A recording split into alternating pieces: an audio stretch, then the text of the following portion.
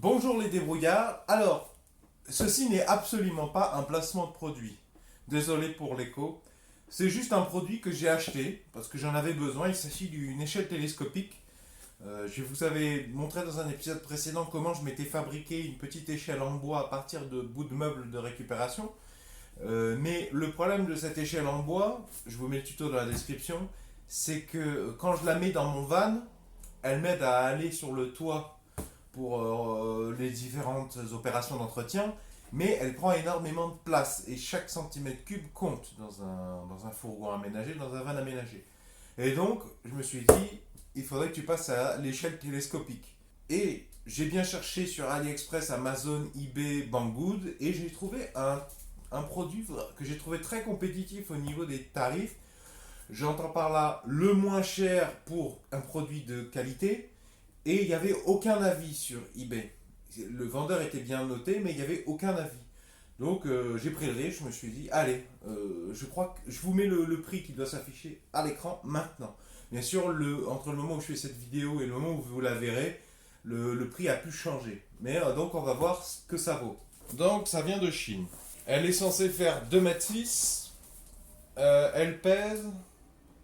Alors je ne sais pas trop comment l'interpréter ces deux chiffres, mais aux alentours de 7 kg. Et donc elle est censée faire 47 cm par 8,5 par 74 cm quand elle est repliée, j'imagine. Bien sûr, j'ai déjà ouvert le paquet pour préparer cette vidéo, hein, je ne l'ai pas reçu comme ça. Je l'ai reçu en colissimo et aucun problème. Bon, ils avaient dit qu'ils passeraient un vendredi 17 h par mail, ils m'avaient averti. Ils sont passés vendredi dans la matinée, mais bien.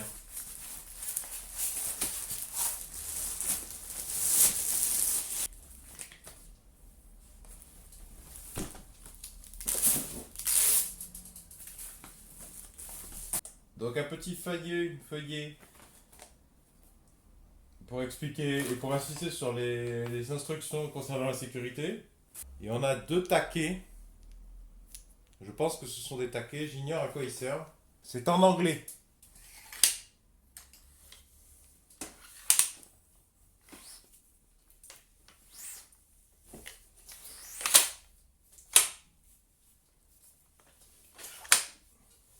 Alors là on voit des marques, ça c'est les marques de sertissage. Donc là il est marqué qu'il faut jamais laisser traîner quoi que ce soit, ni un morceau de tissu, ni un outil, ni un doigt, encore moins un doigt, entre ces loquets là, ces verrous de sécurité et les anneaux. Et donc pour ranger, il faut faire ça. Il y a une certaine flexion, hein. Et voilà les patins.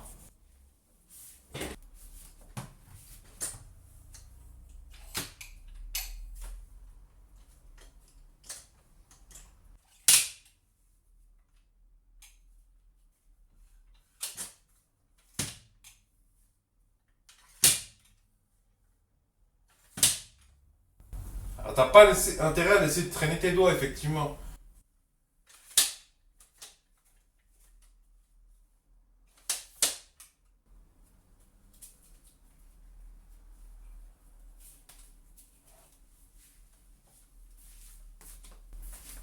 Alors, ça fait maintenant 4 mois que je l'utilise, donc je vais vous faire un petit retour d'expérience de 4 mois. Et ben, je suis pleinement satisfait, je trouve les patins bien solides et antidérapants.